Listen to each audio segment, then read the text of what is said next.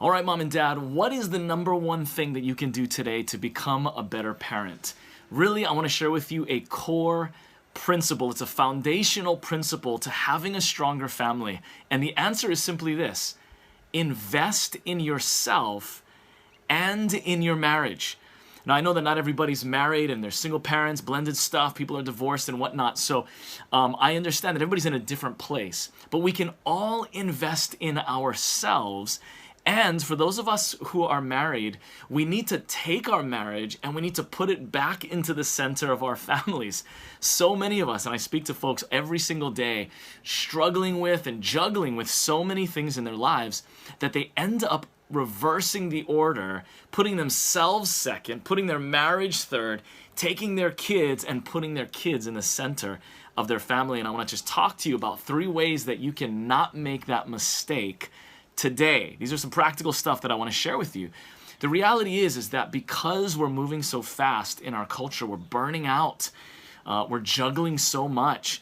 And sometimes with our spouses, for those of us who are married or maybe you're co-parenting, it's almost like sometimes our marriages can become like business partnerships where you're kind of like ships passing in the night, more than having a loving, intimate, thrilling relationship. And yes, of course, there's business kind of dynamics, lots of administration. Holly and I have 6 kids of our own. We foster a 7th, and so we have the gamut, of kids in their late teens all the way down to a 2-year-old right now in our home. Do we have a ton of things going on? We do. Again, I'm not saying that I'm perfect at this. In fact, even as I was preparing for this, I began to preach to myself in this. So let's talk about what are these 3 things that we can do today. And I want you to picture this. I want you to picture yourself or your marriage as the sun, okay? I want you to get that illustration in your mind, and what revolves around the sun are the planets. Now, each of your kids, again, I've got a bunch of them, however many you have, they are the planets that are circling around you, circling around your marriage, okay? And sometimes in life, we can reverse that. And if we get that out of whack, then our whole universe is going to get out of whack. And I want to explain to you why that is. But it's very similar to this other illustration, which is, hey, to be healthy, to be able to actually help your kids, whom you love, right? You want to be a better parent. Well, you can only give what you have, right? It's the illustration of the masks in the airplane, right? The ones that come down. You've got to put them on yourself first before you can reach over and then start putting the mask on your children.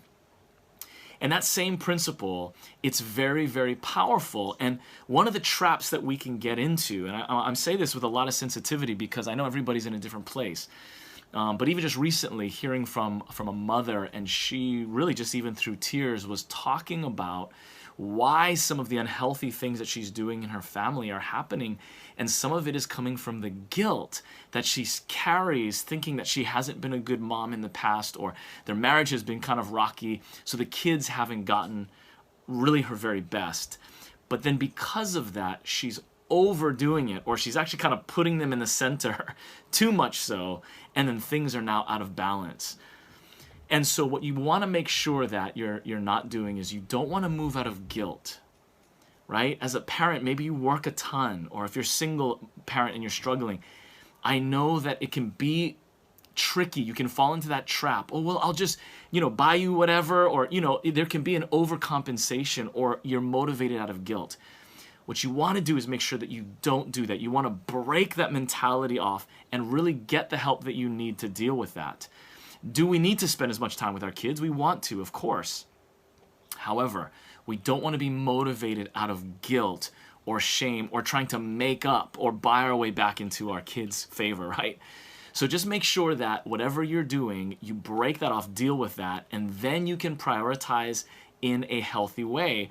And that prioritization is you, your marriage, and then your children.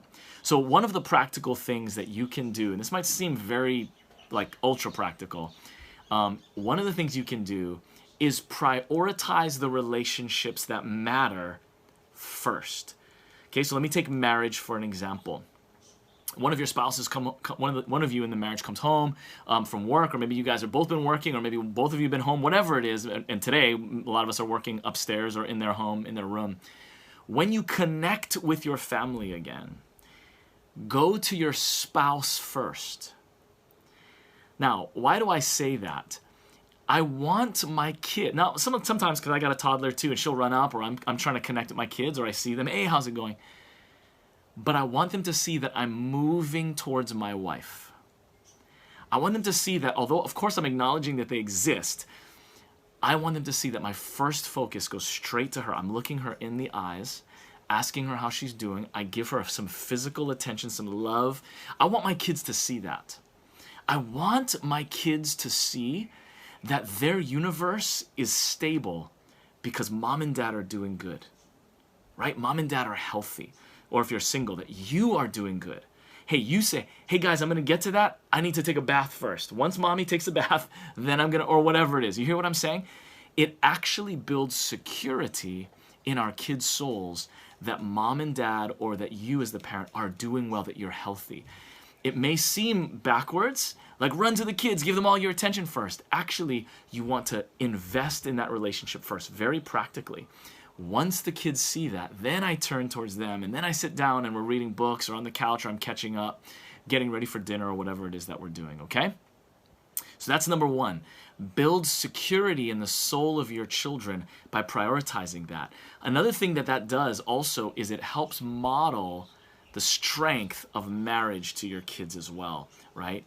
And that helps to build security in their souls. Number two, schedule connect times first with your spouse, or if you're single, for yourself, right? Make sure that is on your planner. And this is the part that's convicting me. I use the Full Focus Planner. Shout out to Michael Hyatt and his crew.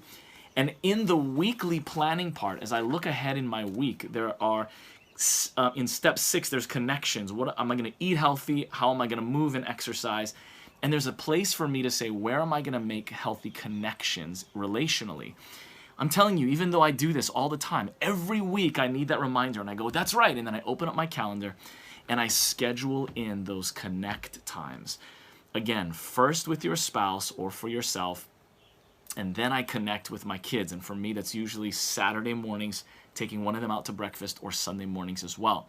So, but then with my spouse and with Holly, I need to be putting that on the calendar. How are we going to connect? Don't think it may sound not spontaneous. That may not be your style, but many of us need that discipline. So make sure that you're scheduling connect time, okay? And then lastly, impose on your friends and family. In other words, ask for help. Because for many of you, you're like, Dean, you just don't understand my life. I'm so busy. We're juggling so much. We don't have time. I can't go on date nights. I can't find time for my kids or whatever. Listen, impose. That's what friendships are for, right? Not all of us are living near our parents or families or whatever. Obviously, go to them first, but impose or pay babysitters or pay whatever it takes. If you got to invest some money for that 2-day getaway, or here in Hawaii, we call them staycations, right? We just run down to the hotels or in Waikiki or whatever we need to do. Do what it takes and invest. And that goes back to that first principle. You've got to prioritize those things.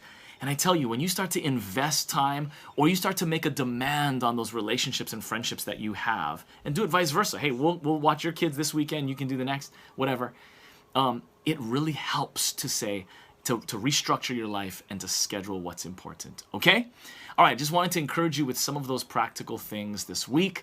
You guys can do it. Listen, if you've got more questions, things in marriage, dating, sexual issues, ways that you can parent better, whatever you've got questions that we can tackle in future videos, I want you to ask them in the comments below. Mom and Dad, you can do it. I believe in you. Talk to you soon.